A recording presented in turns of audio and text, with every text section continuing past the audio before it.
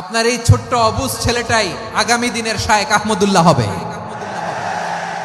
আপনার হেফজখানায় পড়া ওই ছোট্ট ছেলেটাই আগামী দিনের আল্লামা মামুনুল হক হবে। আপনার ওই ছেলেটা আমির হামজা হবে, আব্দুল হাই সাইফুল্লাহ হবে। এভাবে বড় বড় আলেম হবে, তারা যুগশ্রেষ্ঠ আলেম হবে। সেই একদিন এই বাংলাদেশের পার্লামেন্টে যে বক্তব্য দিয়ে যশোরের পক্ষে কথা বলবে। এদেশে আজান শুনে সূর্য ওঠে শহর গ্রামে, এদেশে আজান শুনে সূর্য ডোবে সন্ধ্যা নামে, এদেশে সকল কাজে সবাই বলে বিসমিল্লাহ, এদেশে ভালো কিছু দেখে শুনে হাসি মুখে সবাই বলে মাশা আল্লাহ। সুবহানাল্লাহ সুবহানাল্লাহ সুবহানাল্লাহ সুবহানাল্লাহ সুবহানাল্লাহ সুবহানাল্লাহ সুবহানাল্লাহ সুবহানাল্লাহ। ও নবীন তরুণ তোমার কিসের এত ভয়, জেনে রেখো বাংলাদেশের আসল পরিচয়। বাংলাদেশের আসল পরিচয় ইসলাম। আওয়াজ তুলে বলো, আসল পরিচয় কি? এদেশে পরস্পরে দেখা হলে দেয় সালাম, এদেশে আমজনতার হৃদয় জুড়ে পাক্কালাম। ঠিক কি না? এদেশে বিপদ এলে সর্বজনে সর্বক্ষণে দোয়া পড়ে ইন্না লিল্লাহ সুবহানাল্লাহ সুবহানাল্লাহ সুবহানাল্লাহ সুবহানাল্লাহ। এদেশে আজান শুনে সূর্য ওঠে শহর গ্রামে, এদেশে আজান শুনে সূর্য ডোবে সন্ধ্যা নামে, এদেশে সকল কাজে সবাই বলে বিসমিল্লাহ, এদেশে ভালো কিছু দেখে শুনে হাসি মুখে সবাই বলে মাশা আল্লাহ। সুবহানাল্লাহ, আওয়াজ করে সুবহানাল্লাহ সুবহানাল্লাহ সুবহানাল্লাহ সুবহানাল্লাহ। সবাই একসাথে সুবহানাল্লাহ সুবহানাল্লাহ সুবহানাল্লাহ সুবহানাল্লাহ। এদেশের আসল পরিচয় কি? লাকাদ খালাকনাল ইনসানা ফি আহসানি তাকওয়িম সুম্মা রাদাদনাহু আসফালা সাফিলিন। আমি মানুষকে অনেক সুন্দর অবয়বে সুন্দর আকৃতিতে সৃষ্টি করেছি। তার শুধু চেহারার ডিজাইনটাই সুন্দর নয়, তার ব্রেনটা বড্ড সুন্দর, তার মানসিকতা বড্ড সুন্দর, তার সৃজনশীলতা বড্ড সুন্দর। পড়েন সুবহানাল্লাহ। আমাদের চেহারা অবয়ব ডিজাইন যে সুন্দর তা না, আমাদের ব্রেনটা অনেক সফিস্টিকেটেড ব্রেন, অনেক সফিস্টিকেটেড। এই 1.5 কেজি ব্রেন ইউজ করে মানুষ গোটা বিশ্বে সভ্যতা বিনির্মাণ করেছে। ঠিক কিনা? এই ব্রেন আল্লাহ তাআলা আমাকে দিয়েছে। এটারে কাজে লাগালে, আপনার 6 সেন্স কাজে লাগালে আপনি অনন্য মানুষ হয়ে উঠবেন, মহামানবে রূপান্তরিত হবেন। মানুষ হতে পারে, চাইলেই মহামানব হতে পারে। আবার যদি মানুষ চায় খারাপও হতে পারে। আল্লাহ বললেন শুধু ভালোই না, ভালো হতে চাইলে অনেক ভালো তুমি হতে পারো, আবার খারাপ হতে চাইলে অনেক খারাপ তুমি হতে পারো। সুম্মা রাদাদনাহু আসফালা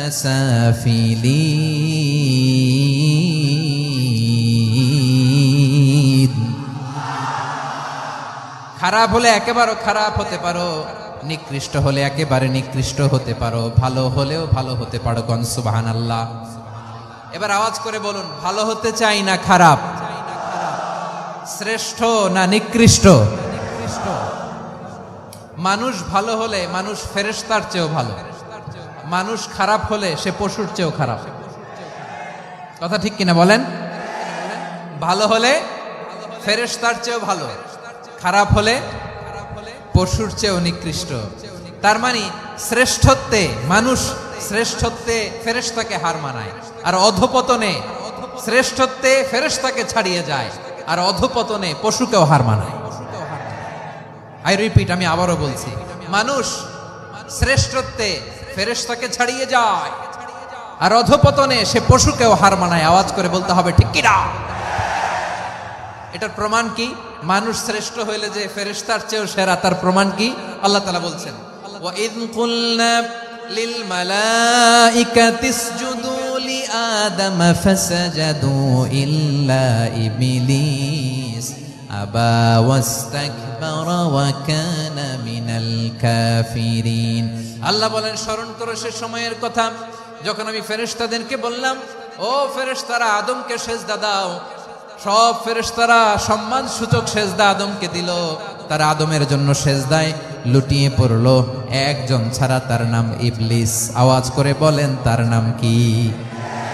সে অহংকার প্রদর্শন করলো, সে কাফের হয়ে গেল। বাকি সব ফেরেশতারা সেজদা দিল। সুবহানাল্লাহ। আবার আদম আলাইহিস সালামকে আল্লাহ জিজ্ঞেস করলেন, সব বলে দিল উত্তর, কিন্তু ফেরেশতাদেরকে একই প্রশ্ন জিজ্ঞেস করলেন, তারা উত্তর করতে পারে নাই। তার মানে এর মধ্য দিয়ে প্রমাণিত হয়, মানুষ ভালো হলে ফেরেশতার চেয়েও ভালো, ফেরেশতার চেয়েও মানুষের মর্যাদা বাড়িয়ে দিয়েছে কে? সব নূরের ফেরেশতা যখন মাটির আদমকে সেজদা দেয়, এটা প্রমাণ করে ফেরেশতার চেয়েও মানুষের মর্যাদা বাড়িয়ে দিয়েছে কে? তুমি মাটির আদমকে প্রথম সৃষ্টি করিয়া ঘোষণা করিয়া দিলে শ্রেষ্ঠ বলিয়া, তাই তো নূরের ফেরেশতা করে আদমকে সেজদা। ঠিক কিনা বলেন? তাই তো নূরের ফেরেশতা করে আদমকে সেজদা। সবার চেয়ে সম্মান দিলে মাটির আদমকে। আল্লাহু আল্লাহু তুমি জাল্লে জালালুহু, শেষ করা তো যায় না গে তোমার গুণগান। পড়েন না? পড়েন। আল্লাহু আল্লাহু তুমি জাল্লে জালালুহু, শেষ করা তো যায় না গে তোমার গুণগান। আল্লাহু আল্লাহু আল্লাহু আকবার।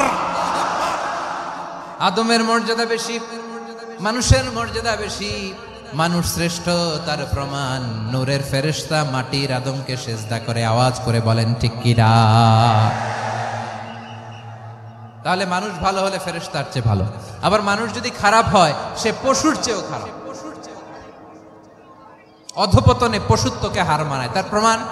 তার প্রমাণ কি? তার প্রমাণ হচ্ছে যশোরের ভাইরা দেখবেন পত্রিকায় নিউজ পেপারে মাঝে মাঝে এরকম দেখা যায়, এক মানুষ আরেক মানুষকে হত্যা করে 20 টুকরা করে বস্তার ভেতরে ভরেছে।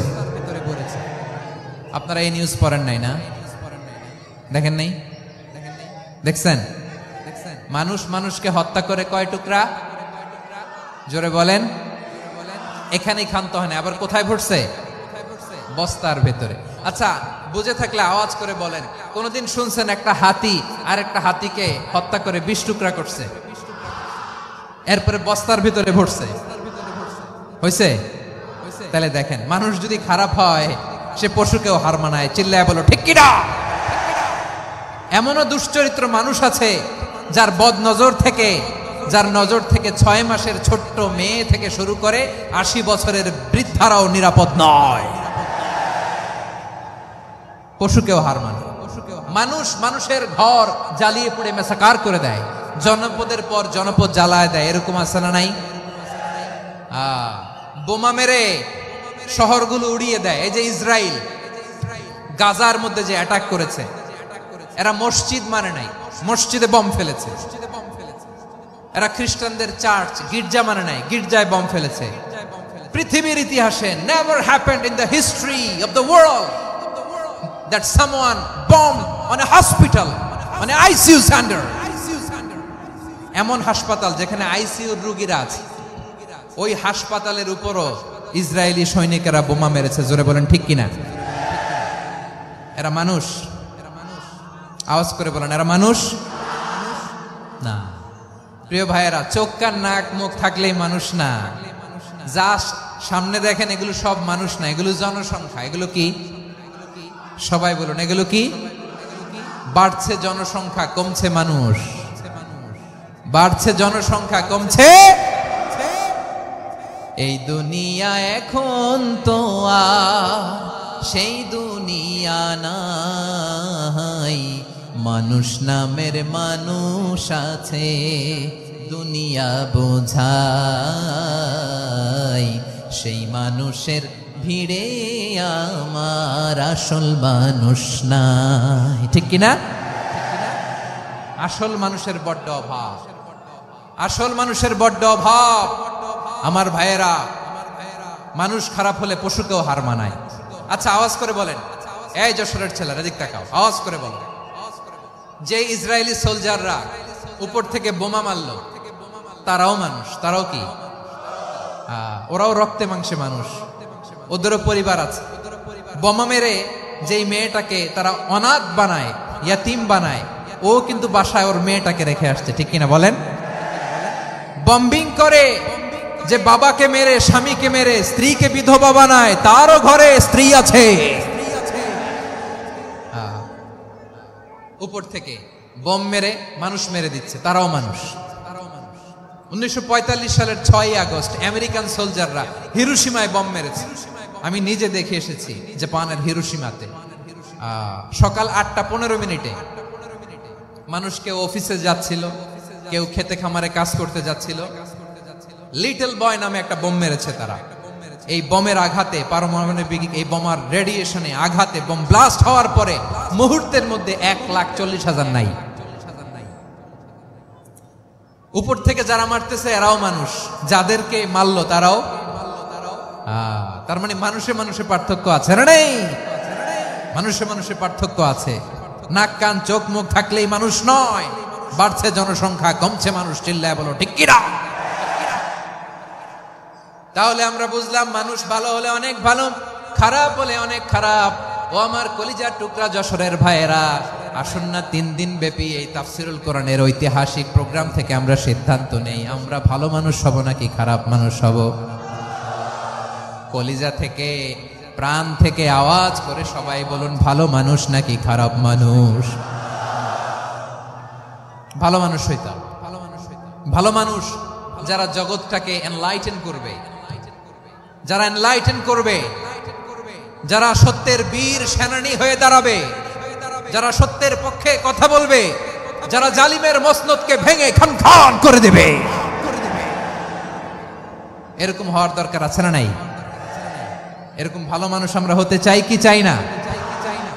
মানুষকে যত্ন নিলে মানুষ যে কত ভালো হয় আপনি কল্পনাও করতে পারবেন না। এই যে আপনাদের যশোরে যে ভালো ছেলেগুলো আছে, যে ভালো তরুণগুলো আছে, যে যুবকগুলো আছে, যে ভালো আলেমরা আছে, ভালো নেতারা আছে, সবাই যদি তাদের মতো হতো, পুরো যশোরটা একটা জান্নাতের টুকরা হয়ে যেত। আওয়াজ করে বলেন ঠিক কিনা? মানুষকে নার্চারিং করলে, মানুষকে পলিশ করলে, মানুষকে গ্রুমিং করলে, মানুষকে সঠিক তারবিয়া দিলে মানুষ অনন্য হয়ে ওঠে। প্রতিটি মানুষ অনন্য। আমি অনন্য, আপনি অনন্য, আমরা সবাই অনন্য। সুবহানাল্লাহ বলেন।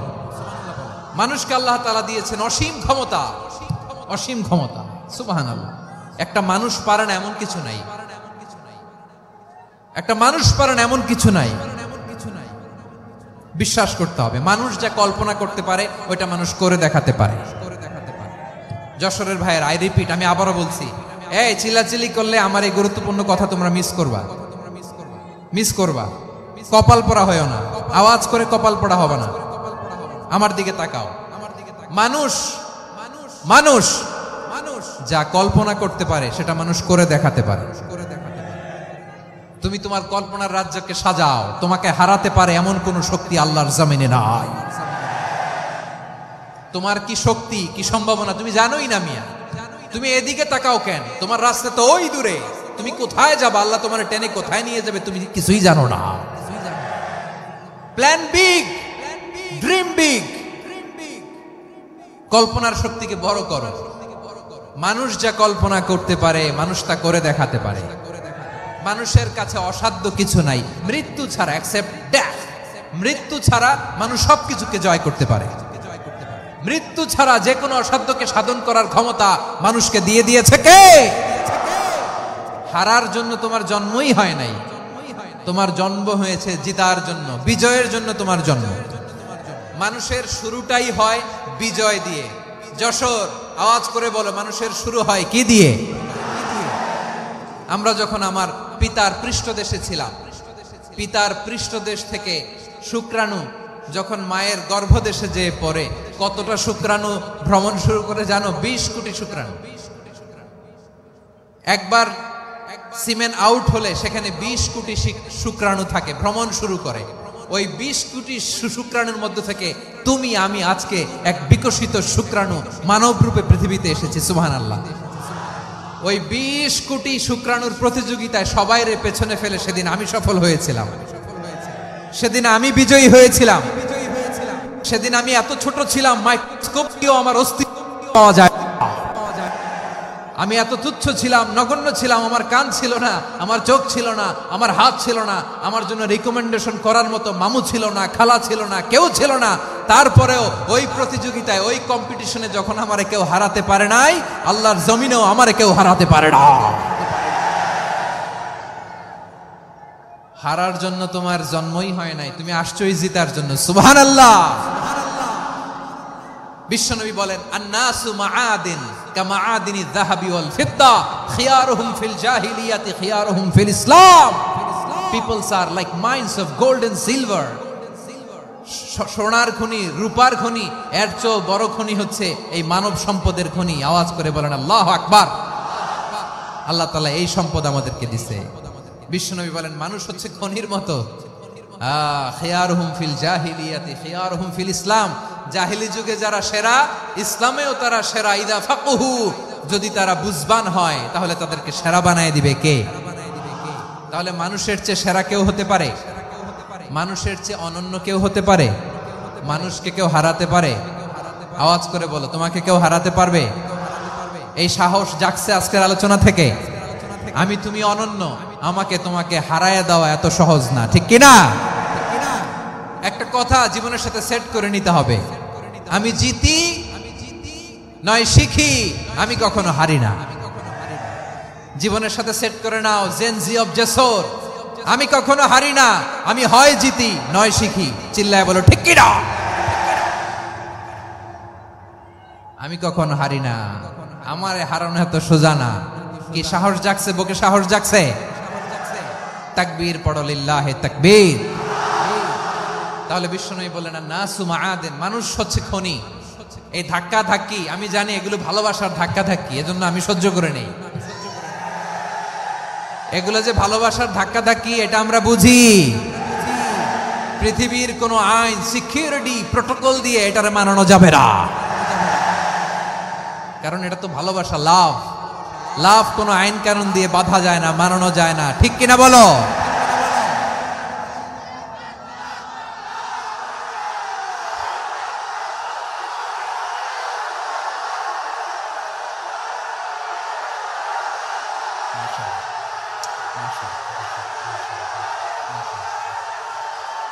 ঠিক আছে, বসুন বসুন বসুন। আল নাসু মাআদিন, মানুষ হচ্ছে খনি। এই খনির যত্ন নিতে হবে। আমার মা বাবা যারা এসেছেন, আপনার ছেলে মেয়ের যত্ন নেন। আপনার ছেলের মধ্যে যে কি পটেনশিয়াল আপনি জানেন না। আপনার এই ছোট্ট অবুজ ছেলেটাই আগামী দিনের শায়েখ আহমদুল্লাহ হবে। আপনার হেফজখানায় পড়া ওই ছোট্ট ছেলেটাই আগামী দিনের আল্লামা মামুনুল হক হবে। আপনার ওই ছেলেটা আমির হামজা হবে, আব্দুল হাই সাইফুল্লাহ হবে। এভাবে বড় বড় আলেম হবে, তারা যুগশ্রেষ্ঠ আলেম হবে। সেই একদিন এই বাংলাদেশের পার্লামেন্টে যে বক্তব্য দিয়ে যশোরের পক্ষে কথা বলবে। আপনি জানেন না, কাউকে ছোট করবেন না আপনি, ওর কনফিডেন্স আপনি কমাবেন না, আপনি কমাতে পারেন না। প্যান্ডেলে আমার যে মা বোনেরা আছেন, ছেলে মেয়েদেরকে কখনো ছোট করে কথা বলবেন না। ও যে কোথায় যাবে আপনি জানেন না, আপনি মা হয়ে তাকে সাহস দিবেন, তার কল্পনার জগৎটাকে সাজাতে তাকে উৎসাহিত করবেন, ঠিক কিনা বলেন? আর আমার প্যান্ডেলের আমার প্রিয় শ্রদ্ধাশীলা মায়েরা বোনেরা, আপনারা তো আরো দামি সম্পদ। বিশ্বনবী বলেন, আর দুনিয়া কুল্লুহা মাতা। আল্লাহ আল্লাহ আল্লাহ। বিশ্বনবীর কথার ওজন দেখেন, আর দুনিয়া কুল্লুহা মাতা ওয়া খায়রু মাতা'আদ দুনিয়াল মারআতু সালিহা। বিশ্বনবী বলেন, দুনিয়ায় যা দেখো সব আল্লাহর দেওয়া অ্যাসেট, মানে সম্পদ। আর এত অ্যাসেটের ভিড়ে সবচাইতে শ্রেষ্ঠ সম্পদ হচ্ছে নেককার নারী। সুবহানাল্লাহ। ভাইয়েরা বোনের সাথে খারাপ আচরণ করো না, সন্তান মায়ের সাথে খারাপ আচরণ করো না। আমাদের মায়েরা আমাদের asset, they are our priceless asset. কারণ এই মায়েদের পেটে এসেছে আল্লাহর ওলিরা, এই মায়েদের পেটে এসেছে খান জাহান আলী, এই মায়ের পেটে এসেছে শাহজালাল ইয়ামানি, এই মায়ের পেটে এসেছে আল্লাহর সব নবীরা। নাকি নবীরা আকাশ থেকে ধপ করে জমিনে নেমে আসছে? মায়ের পেটে আসছে।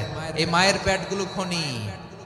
আমার সম্মানিতা মায়েরা, বোনেরা, নিজেকে ইসলাম দিয়ে সাজান, নিজেকে ইসলাম দিয়ে সাজান, নিজেকে পবিত্র রাখুন, নিজের আব্রু ইমান ইজ্জতের হেফাজত করুন, কোরআন পড়ুন, সুন্নাহ পড়ুন। আপনি জানেন না আপনার গর্ভে কে আসছে, কোন ক্ষণজন্মা পুরুষকে আল্লাহ তাআলা আপনার গর্ভে পাঠাবে আপনি জানেন না। মায়েরা, নিজেদেরকে পবিত্র রাখুন, ইসলাম চর্চা করুন, কোরআন চর্চা করুন, নৈতিকতা দিয়ে নিজেকে সাজান। যশোরের জেনজি, নিজেদেরকে প্রস্তুত রাখো আগামীর বাংলাদেশের জন্য। নৈতিকতা, মোরালিটি, ভ্যালিউজ দিয়ে নিজেকে সাজাও, ইসলাম দিয়ে নিজেকে সাজাও, কারণ আগামীর বাংলাদেশ ইসলামের বাংলাদেশ। বাংলাদেশের আসল পরিচয় ইসলাম। বাংলাদেশের আসল পরিচয় কি? সবাই বলে না। বাংলাদেশের আসল পরিচয় কি? এই ইসলাম নিয়ে আমরা সংসদ ভবন সাজাবো, রাজি আছি না নাই? শেকড় ভুলে যাওয়া যাবে না। আমরা ধাপে ধাপে শারিয়া আইনের দিকে যাব ইনশাআল্লাহ, কিন্তু জঙ্গিবাদ দিয়ে নয়, কট্টরপন্থা দিয়ে নয়। আমরা ইন্টেলেকচুয়ালি, গ্রাজুয়ালি, ধাপে ধাপে শারিয়া আইনের দিকে মুভ করব ইনশাআল্লাহ। বলো লিল্লাহি তাকবীর। এদেশের আসল পরিচয় সবাই বলে না, আওয়াজ করে, এদেশের আসল পরিচয়। এদেশে আজান শুনে সূর্য ওঠে শহর গ্রামে, এদেশে আজান শুনে সূর্য ডোবে সন্ধ্যা নামে, এদেশে সকল কাজে সবাই বলে বিসমিল্লাহ, এদেশে ভালো কিছু দেখে শুনে হাসি মুখে সবাই বলে মাশা আল্লাহ, সুবহানাল্লাহ, সুবহানাল্লাহ, সুবহানাল্লাহ, সুবহানাল্লাহ, সুবহানাল্লাহ, সুবহানাল্লাহ, সুবহানাল্লাহ, সুবহানাল্লাহ। ও নবীন তরুণ, তোমার কিসের এত ভয়? জেনে রেখো বাংলাদেশের আসল পরিচয়। বাংলাদেশের আসল পরিচয় ইসলাম। আওয়াজ তুলে বলো, আসল পরিচয় কি? এদেশে পরস্পরে দেখা হলে দেয় সালাম, এদেশে আমজনতার হৃদয় জুড়ে পাক্কালাম, ঠিক কি না? এদেশে বিপদ এলে সর্বজনে সর্বক্ষণে দোয়া পড়ে ইন্না লিল্লাহ, সুবহানাল্লাহ, সুবহানাল্লাহ, সুবহানাল্লাহ, সুবহানাল্লাহ।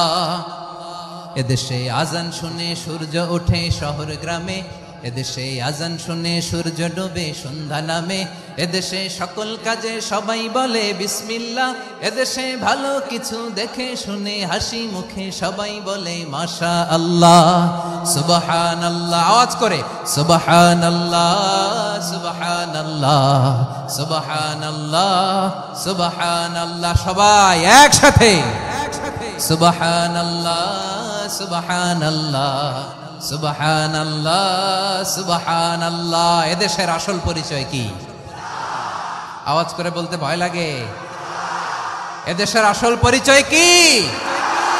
ইসলাম দিয়ে আমাদের সংসদ ভবন চলুক, আমরা চাই কি চাই না? বঙ্গভবনে লা ইলাহা ইল্লাল্লাহর পতাকা উড়ুক, আমরা চাই কি চাই না? প্রতিটি জেলা অফিসে, ডিসি অফিসে লা ইলাহার পতাকা ঝুলুক, আমরা চাই কি চাই না? কারা কারা চাই হাত তুলে আল্লাহরে দেখায়।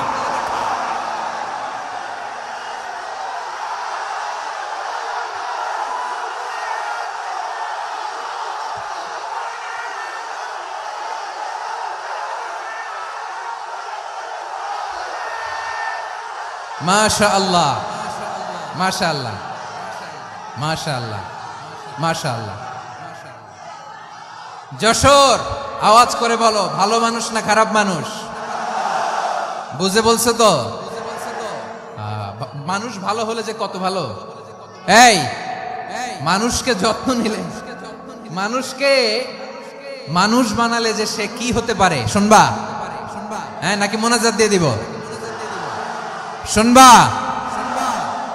তাহলে থামতে হবে। থামো, আমি যখন বলবো থামো থামো। তাকবীরের সময় দিলে তাকবীর। থামো থামো।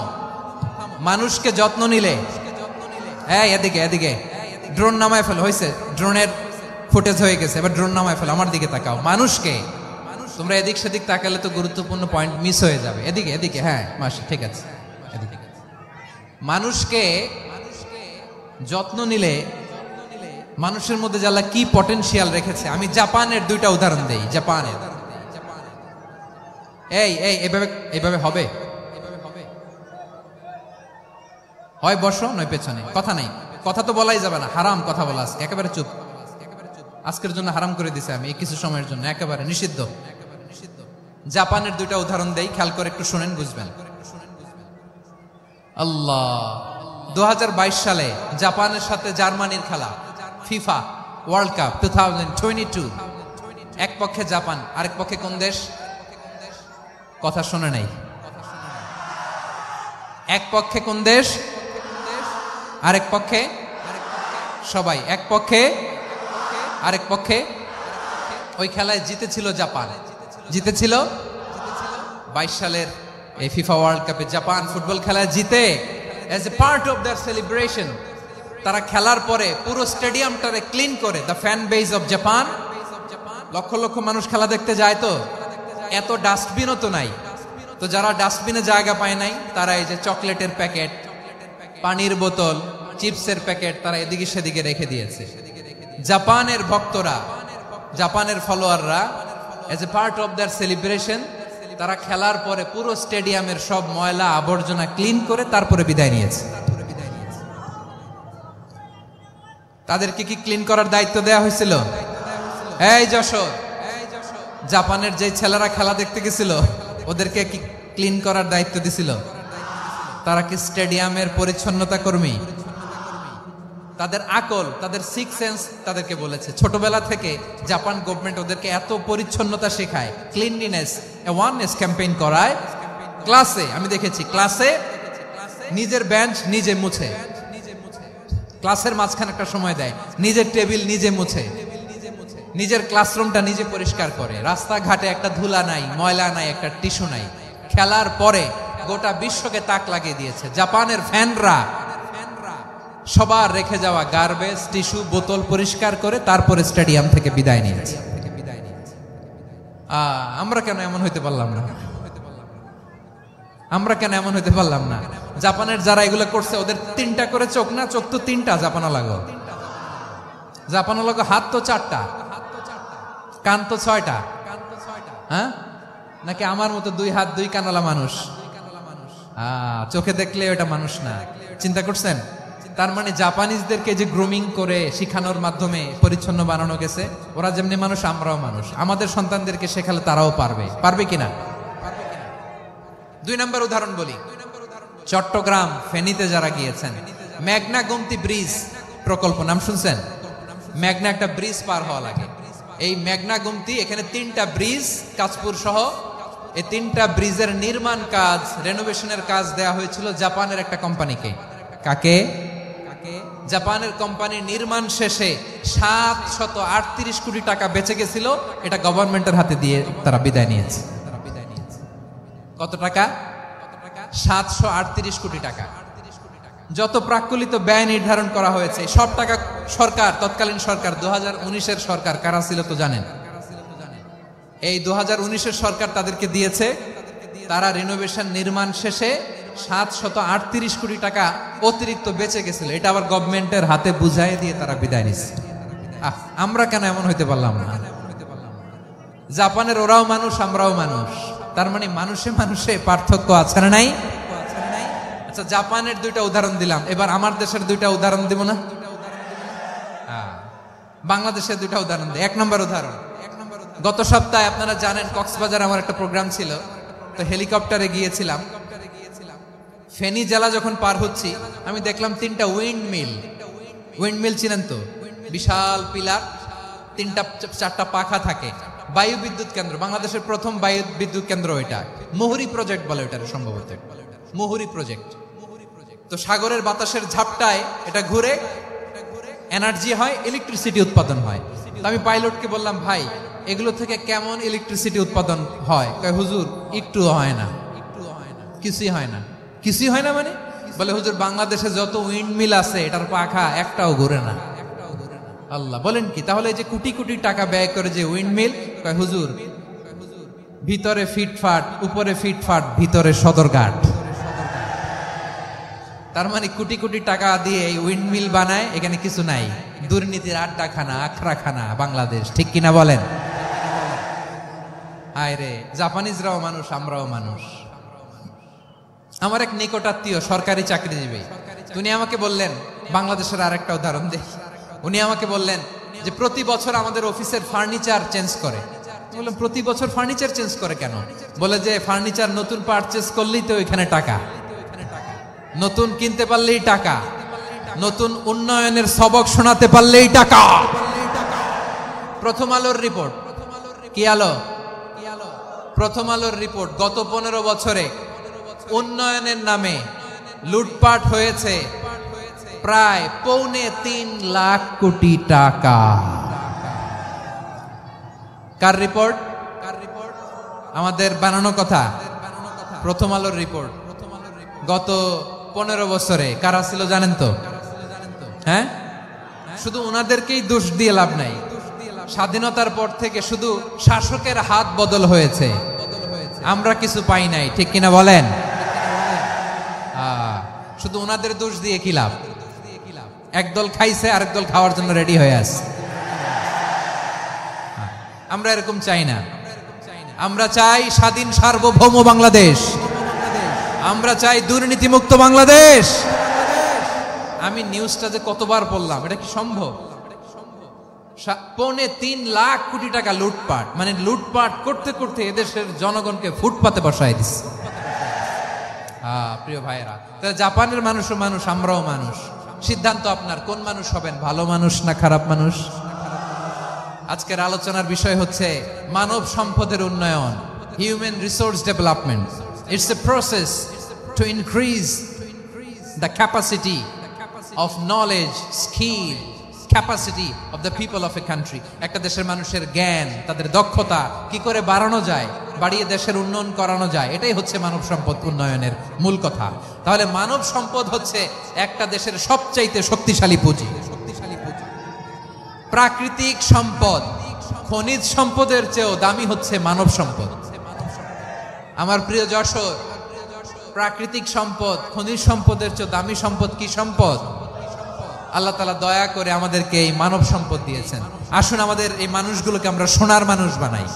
রাজি আছেন তো সবাই? রাজি আছেন? মানুষ পারে না এমন কোনো কিছু নাই, চাইলে সব পারে। এজন্য মানুষকে তারবিয়া দিতে হবে, যথাযথভাবে তাদেরকে গড়তে হবে। আসুন আমরা সিরাতের আয়নায় বিশ্বনবীর জীবনী থেকে দেখি তিনি কিভাবে হিউম্যান রিসোর্সকে ম্যানেজ করতেন। যদি আপনাদের সময় হয়, দু একটা উদাহরণ দিয়ে আজকে আমি আমার আলোচনার বিদায় নিব। হবে সময় হবে কয়েক মিনিট। হ্যাঁ, শান্ত থাকবেন তো? শান্ত থাকবা? হ্যাঁ, ঠিক আছে। এই ধাক্কার মধ্যে ঢুকছে, এবার মজা বুঝতেছো তো? হ্যাঁ, মানা করছিলাম না? ঠিক আছে, টের পাও। হ্যাঁ, ঠিক আছে। যে আওয়াজ করবে আমি ওকে দেখতেছি, কে কে আওয়াজ করে দেখতেছি। শেষ কথা, শেষের দিকে চলে আসছি। বিষ্ণু ইসলাম কিভাবে হিউম্যান রিসোর্সকে ম্যানেজ করতেন, মজার কথা আছে কয়েকটা, বলে বিদায় নিব। বিশ্বনবী কিভাবে এই মানব সম্পদকে ম্যানেজ করতেন। বিশ্বনবী, he was a very good talent hunter, চৌকস ট্যালেন্ট হান্টার ছিল। কার মধ্যে কি ট্যালেন্ট আছে দেখলেই বুঝে ফেলতেন। সুবহানাল্লাহ পড়বেন না? কি নবী আমরা পেয়েছি! He was a very good talent hunter. আমার নবী, তিনি চৌকস ট্যালেন্ট হান্টার ছিলেন। কার মধ্যে কি প্রতিভা বের করতেন, ওই প্রতিভাকে ইসলামের কল্যাণে কাজে লাগাতেন। সুবহানাল্লাহ বলেন। যাকে যেই জায়গায় সেট করলে ভালো হবে তাকে ওই জায়গায় সেট করতেন। কয়েকজন সাহাবীর জীবনী শোনাই। আবু মাহজুরা রাদিয়াল্লাহু তাআলা আনহু, মক্কার মুয়াজ্জিন, আগে ছিল মুশরিক, পরে হইছেন মুমিন। উনি কিভাবে মুমিন হইলেন এই ঘটনাটা একটু আপনাদের শোনাতে চাই। তো আপনাদের তো সময় নাই হাতে। হ্যাঁ, সময় আছে? এই যে এই জেনজি শেষ করে দিল আজকের প্রোগ্রামটা। 1 ঘন্টা ধাক্কা ধাক্কি করে কেমনে দাঁড়ায় আছে আমি বুঝলাম না।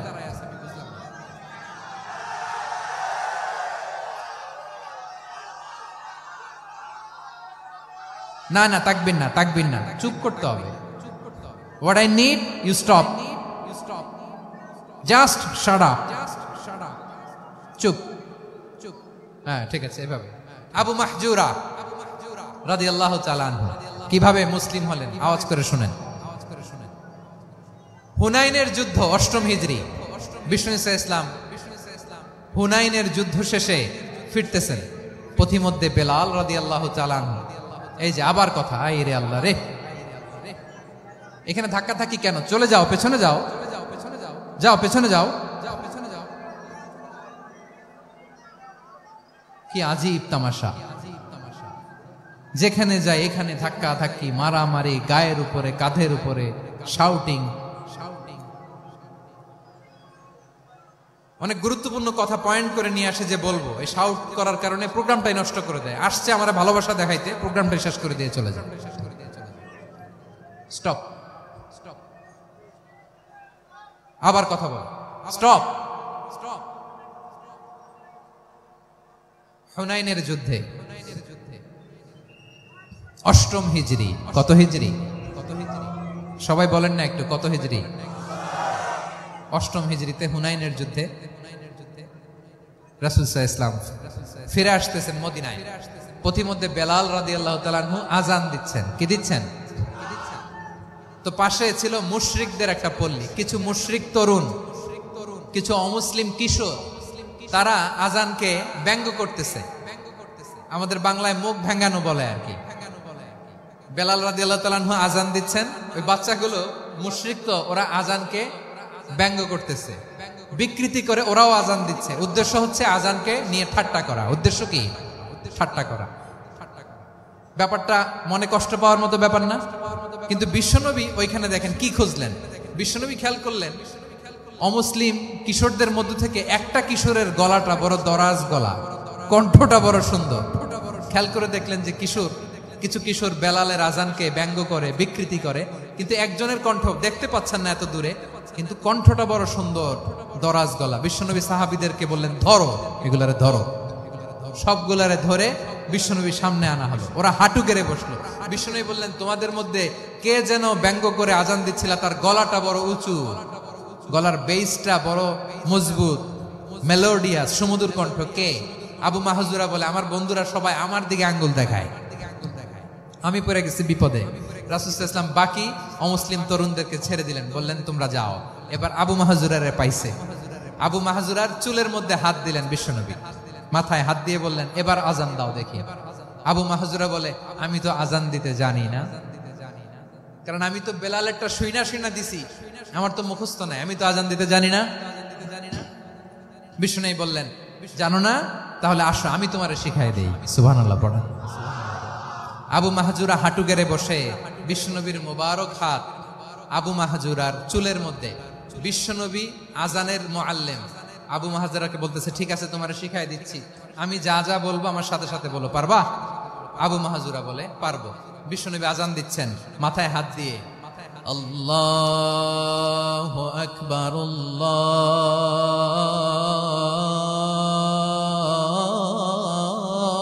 আল্লাহু আকবার। আবু মাহজুরা এই বাক্যটা পড়লেন। বিশ্বনবী দ্বিতীয় বাক্য পড়তে আরম্ভ করলেন, আল্লাহু আকবার,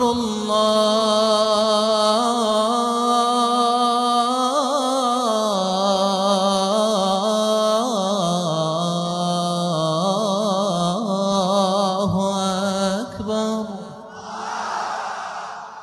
আবু মাহজুরা এই বাক্যটা বললেন। বিশ্বনবী আবু মাহজুরার মাথার মধ্যে হাত দিয়ে তৃতীয় বাক্য বললেন,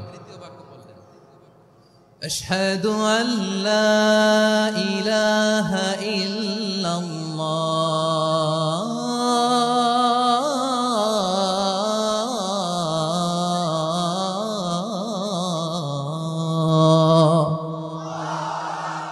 আবু মাহজুরা তৃতীয় বাক্য পড়লেন। বিশ্বনবী একটা বাক্য পরে আবু মাহজুরা পরে, বিশ্বনবী পরে আবু মাহজুরা পরে। আবু মাহজুরা কিন্তু অমুসলিম, মুশরিক। আবু মাহজুরা বলে, এক একটা বাক্য পড়ি আমার কলিজাটা গলে ঠান্ডা হয়ে যায়। এতদিন মোহাম্মদকে গালি দিতাম, এখন মোহাম্মদ আমার মাথায় যখন হাত রাখছে আমার সারা শরীর ঠান্ডা হয়ে গেছে। বিশ্বনবী আযান শিখাচ্ছেন, একটা একটা বাক্য পড়ে আবু মাহজুরাও পড়ে, বিশ্বনবী পড়ে আবু মাহজুরাও পড়ে। পুরো বাক্যগুলো যখন শেষ, আজান শেষ, আবু মাহজুরাও যখন পুরো আজান পড়লেন, আবু মাহজুরা বললেন, এতদিন মোহাম্মদের চেহারা দেখলে আমার ঘৃণা লাগতো, আজ থেকে মোহাম্মদের চেহারার চেয়ে প্রিয় চেহারা আমার কাছে নাই। আবু মাহজুরা বললেন, ও মুহাম্মদ, আজানের বাক্য তো আপনি আমারে শেখালেন, এখানেই শেষ করবেন না, আপনি আমারে পড়ায় দেন, লা ইলাহা ইল্লাল্লাহু মুহাম্মাদুর রাসূলুল্লাহ সাল্লাল্লাহু আলাইহি ওয়াসাল্লাম। বিশ্বনবীর সাথে দাঁড়িয়ে উনি শাহাদা পড়ে মুসলমান হয়ে গেলেন। এবার আবু মাহজুরা বলে, ইয়া রাসূলুল্লাহ, ইয়া হাবিবাল্লাহ, আমি মুমিন হয়েছি, মুসলমান হয়েছি, আপনার কাছ থেকে আজান শিখার সৌভাগ্য আমি লাভ করেছি গো নবী।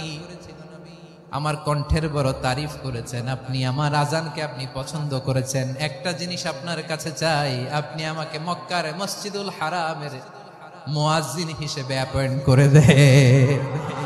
বিষ্ণু ইসা ইসলাম বললেন, যাও আবু মাহজুরা, আমি তোমাকে পৃথিবীর শ্রেষ্ঠতম মসজিদ মক্কার মসজিদুল হারামের মুয়াজ্জিন হিসেবে অ্যাপয়েন্ট করে দিলাম। দেখছেন কিভাবে ট্যালেন্ট হান্টিং করতে হয়, কিভাবে হিউম্যান রিসোর্স মানব সম্পদকে ব্যবহার করতে হয়।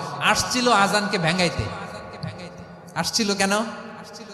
আজানকে ব্যঙ্গ করার জন্য, বিকৃত করার জন্য। আজানকে বিকৃত করতে যে ইসলামের সবচেয়ে শ্রেষ্ঠ মসজিদের মুয়াজ্জিন হয়ে গেল। পড়েন সুবহানাল্লাহ। হযরত আবু মাহজুরা রাদিয়াল্লাহু তাআলা আনহু ওনার এই সুললিত কণ্ঠ ব্যবহার করে মসজিদুল হারামে এত সুন্দর করে আল্লাহু আকবার বলে আজান দিতেন। মানুষগুলোর, মুসল্লিগুলোর, মক্কাবাসীর হৃদয়কে তিনি বিগলিত করে দিতেন। মানুষের হৃদয়কে ঠান্ডা হয়ে যেত। শুধু এখানেই শেষ না আমার যশোরের ভাইয়েরা। বিশ্বনবী যখন সাইয়েদনা আবু মাহজুরা রাদিয়াল্লাহু তাআলা আনহুকে আজান শিখাচ্ছিলেন, বলেন তো বিশ্বনবীর হাতটা কোথায় ছিল? আবু মাহজুরার মাথার সামনে, এই চুলের উপরে ছিল। আবু মাহজুরা ওই স্মৃতিটাকে ধারণ করবার জন্য, ওই স্মৃতিকে বহন করার জন্য বিশ্বনবীর মোবারক হাত আবু মাহজুরার কপালের চুলের যেই জায়গায় লেগেছে, মৃত্যুর আগের দিন পর্যন্ত আবু মাহজুরা মাথার ওই চুলে কোনোদিন ছুরি আর কামার লাগায় নাই, সেখানে কেচি লাগায় নাই, চুলের মধ্যে খুর লাগায় নাই। আবু মাহজুরা ডান দিকের চুল কাটতো, বাম দিকের চুল কাটতো, পেছনের চুল কাটতো, সামনের চুল কাটতো না। আবু মাহজুরা রাদিয়াল্লাহু তাআলা আনহুর সামনের চুলগুলো বড় হতে হতে যখন এত বড় হয়ে যায়, তিনি চুলগুলো পেঁচিয়ে মাথার মধ্যে রাখতেন। তারপরে তিনি পাগড়ি পরতেন। সবাই জিজ্ঞেস করতো, আবু মাহজুরা, এটা আবার কেমন স্টাইল? দেখতে তোমার কি বিদঘুটে লাগে? কেমন অড লাগে? কেমন খারাপ দেখা যায়? মক্কায় এমন কোন মানুষ তো দেখি নাই, ডানে চুল কাটে, বায়ে চুল কাটে, পেছনে চুল কাটে, সামনে কাটে না। ওরে আবু মাহজুরা, কেমন দেখা যায় তোমারে? তুমি সামনের চুল কাটো না কেন? আবু মাহজুরা বলে, আমি হাঁটু গেড়ে পেয়ারা নবীর সামনে বসেছিলাম, আমার এই মাথার চুলের মধ্যে মুবারক হাত লাগিয়ে বিশ্বনবী নিজে আমাকে আজানের প্রতিটা বাক্য শিক্ষা দিয়েছেন। বিশ্বনবীর মোবারক হাত, পবিত্র হাত আমার মাথার চুলের যেই জায়গায় লেগেছে, আমি চাই ওই চুলগুলা নিয়ে আমি আমার কবরের ভিতরে যাব। সাইয়েদনা আবু মাহজুরা রাদিয়াল্লাহু তাআলা আনহু ইন্তেকালের আগের পর্যন্ত মাথার সামনের চুলগুলা কাটে নাই। মাথার সামনের চুল তিনি কাটেন নাই। সুবহানাল্লাহি বিহামদি। কেমন ভালোবাসতেন বিশ্বনবী সাহাবীদেরকে, সাহাবারা কেমন ভালোবাসতেন বিশ্বনবীকে।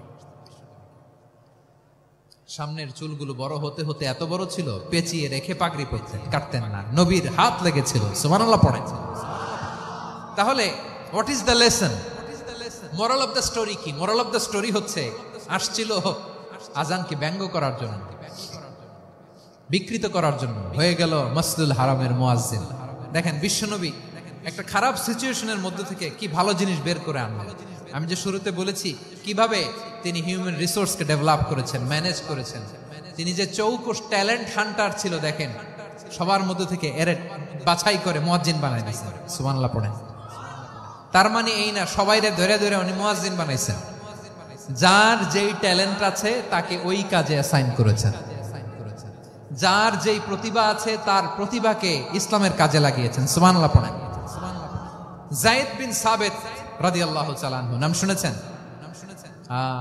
যশোর, কথা বেরোয় না। যদি জিজ্ঞাসা সালমান খানের নাম শুনছেন, সবাই হাত তুলবে, জি হুজুর শুনছি, মানে সব দেখা শেষ।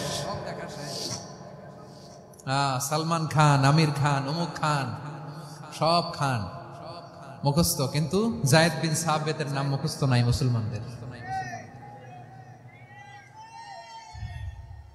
যেই সাহাবী মাথার সামনের চুল কাটে নাই, মসজিদুল হারামের মুয়াজ্জিন বানাইছেন বিষ্ণুনবী, সাহাবীর নাম কি? খায়া ফেলাইছে, স্লোগানের সাথে খায়া ফেলাইছে। আবু মাহজুরা, কি নাম? আবু মাহজুরা আল জুমাহি রাদিয়াল্লাহু তাআলা আনহু। এই নামটা আজকে নিয়ে যাইতে হবে যশোর। আবু মাহজুরা রাদিয়াল্লাহু তাআলা আনহু। 2 নম্বরে বলছিলাম যায়েদ বিন সাবিত রাদিয়াল্লাহু তাআলা আনহু। বিশ্বনবী দেখলেন মদিনার এই আনসারী সাহাবী হাইলি ট্যালেন্টেড, ইন্টেলেকচুয়াল, মেরিটোরিয়াস, জ্ঞানের প্রতি তার আকর্ষণ, মারাত্মক আকর্ষণ। বিশ্বনবী তাকে দায়িত্ব দিলেন, কোরআন যা নাজিল হয় তুমি লিখো, কাতিবুল ওহী বানায় দিলেন। সুবহানাল্লাহ। যায়েদ বিন সাবিতরে আবার আজান শিখান নাই, কারণ তার মধ্যে বিশ্বনবী প্রতিভা দেখেছেন, একাডেমিক প্রতিভা। বিশ্বনবীর একাডেমিক প্রজেক্টগুলো তিনি হ্যান্ডেল করতেন। যায়েদ বিন সাবিত ছিল বিশ্বনবীর ব্যক্তিগত সচিব। কি ছিল? ব্যক্তিগত সচিব, বোঝেন নাই? বিশ্বনবীর ব্যক্তিগত সচিব এবং দোভাষী। ইহুদিরা কিছু লিখে দিলে এটার অর্থ বিশ্বনবীরে বুঝায় দিতেন, আবার ইহুদিদের কাছে কিছু লিখতে হলে তিনি লিখে দিতেন। বিশ্বনবী একদিন বললেন, ইন্নী ওয়াল্লাহি মা আমানু ইয়াহুদা আলা কিতাব। ইহুদিরা যে চিঠি পাঠায় অর্থ তো বুঝি না, আরেক ইহুদি আইনে অর্থ করা লাগে। আবার ইহুদিদের কাছে কিছু লিখে পাঠাইতে চাইলে আমরা তো লিখতে পারি না, ইহুদিরে দিয়ে লেখা লাগে। ওরা যে পয়রা শোনায় লিখে দেয়, আমি ওদের বিশ্বাস করি না। আমার নিজের একজন লোক দরকার। বিশ্বনবী এই যায়েদ বিন সাবিতকে চুজ করলেন ল্যাঙ্গুয়েজের জন্য। উনি বললেন, যায়েদ, তোমার সফট স্কিলকে ডেভেলপ করতে হবে, তুমি হিব্রু ল্যাঙ্গুয়েজ শিখে ফেলো। যায়েদ বিন সাবিত বলল, বিশ্বনবীর মোটিভেশন আর ইন্সপিরেশন পেয়ে আমি 15 দিনে ইহুদিদের এই হিব্রু ল্যাঙ্গুয়েজ শিখে ফেললাম। শুধু শিখে ফেললাম না, হাত্তা হাদিকতু, even I became master in the language. এই ভাষা আমি পারদর্শী হয়ে গেলাম। এরপরে ইহুদিরা চিঠি লিখে পাঠালে আর কোন ইহুদি ডাকা লাগতো না, আমি নবীর এটার অর্থ শুনে পরে বুঝায় দিতাম। আবার ইহুদিদের কাছে চিঠি লেখা লাগলে আমি যায়েদ বিন সাবিত চিঠি লিখে দিতাম। সুবহানাল্লাহ। দেখেন, এত সাহাবীর মধ্য থেকে বিশ্বনবীর একাডেমিক প্রজেক্ট, ব্যক্তিগত সচিব, দোভাষী হিসেবে তিনি যায়েদ বিন সাবিতের মতো তরুণকে নির্বাচিত করেছেন। কেমন ট্যালেন্ট হান্টার ছিল আমার নবী। সুবহানাল্লাহ পড়বেন না? বিশ্বনবীর ইন্তেকালের পরে সাইয়েদনা আবু বকর রাদিয়াল্লাহু তাআলা আনহু যখন খলিফা হয়ে আসলেন, কোরআনকে সংকলনের দায়িত্ব দেয়া লাগবে, কোন সাহাবীকে দিবেন? সব সাহাবারা মিলে পরামর্শ করলেন। সাইয়েদনা আবু বকর, ওমর সবাই মিলে এই বিশাল কোরআন সংকলনের গুরু দায়িত্ব বিশ্বনবীর ব্যক্তিগত সচিব, বিশ্বনবীর দোভাষী, বিশ্বনবীর সিলেক্ট করাই লোক যায়েদ ইবনে সাবিত রাদিয়াল্লাহু তাআলা আনহুকে দিয়েছে। কোরআনের কবি তো আজকে এখানে রাখে নাই। এই যে আজকের যে কোরআন পড়েন, এটা আগে এরকম ছিল না। কোরআন নাজিল হলে সাহাবারা চামড়ার, ওটের চামড়ায় লিখে ফেলতো, ওটের চ্যাপ্টা হাড্ডির মধ্যে লিখে ফেলতো, গাছের গুড়ির মধ্যে লিখে ফেলতো, বিভিন্ন জনের কাছে ছড়ানো ছিটানো ছিল। আবু বকর রাদিয়াল্লাহু তাআলা আনহু একসাথে করলেন, পরবর্তীতে উসমান রাদিয়াল্লাহু তাআলা আনহু একসাথে করলেন। 114 সূরার এখন এই মুসহাফ, এই কম্পাইলেশন, এই কপি আমরা পেয়েছি, যার হিউজ কন্ট্রিবিউশন ছিল। এই পুরো কোরআন কম্পাইলেশনের প্রজেক্ট ম্যানেজার ছিল যায়েদ বিন সাবিত রাদিয়াল্লাহু তাআলা। কোরআন কম্পাইলেশনের প্রজেক্ট ম্যানেজার। দেখেন, ওনারে মাথায় হাত দিয়ে আজান শিখায় নাই। সুবহানাল্লাহ কইবেন না?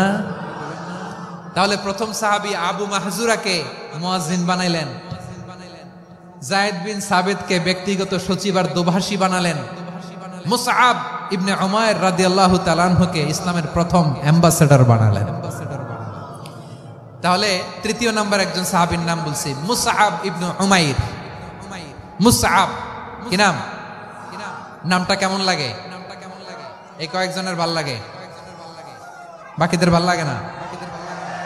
ভাল লাগে? এই এই আর কয়েকটা মিনিট দেওয়া যাবে না আমাকে আল্লাহর রাস্তে? হ্যাঁ, ঠিক আছে। আমি তোমাদেরকে ভালোবাসা দেখাবো, দোয়া করব, যদি চুপ থাকো, একেবারে চুপ, কষ্ট সহ্য করো, বাকিরা যা সওয়াব পাবে তোমরা ডবল পাবা, যেহেতু কষ্ট বেশি, কিন্তু চুপ। 3 নাম্বার সাহাবীর নাম মুসআব। এই ধাক্কাধাক্কি কেন, ধাক্কাধাক্কি কেন রে ভাই? না না না, এরকম হইলে আসবো না যশোর, আমি আর আসবো না। হয় পিছনে চলে যাও, নাহলে চুপ, ধাক্কাধাক্কি নেই। 3 নম্বর সাহাবীর নাম মুসআব। কি নাম? He was the first ambassador in ইসলাম।